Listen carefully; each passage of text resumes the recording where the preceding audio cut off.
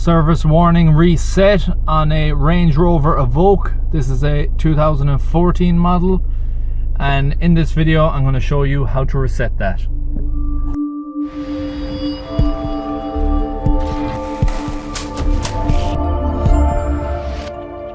So in this particular model, the service reset procedure is manual, and these are the instructions you get to do it. So you turn the ignition switch on, you open the hood, open the driver's door, and then basically you hold the accelerator and brake pedal for 60 seconds at the same time, turn ignition switch off, and that should be that. So we're going to go ahead and do that right now.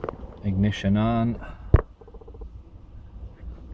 bonnet and driver's door open, push the pedals down, and then we're going to hold that for 60 seconds. And then we turn the ignition switch off.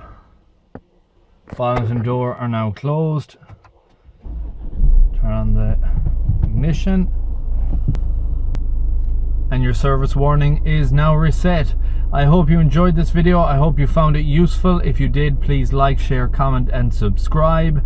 I know in the previous models there is a different way of resetting this procedure. You would go to this button here and also this button here. You would hold them at the same time, and that is a different reset procedure than the late 2014-2015 model. I also have up on my channel how to do a service on this vehicle too. If you're interested in that, go ahead and check it out. Thanks for watching, and I hope to see you in the next one.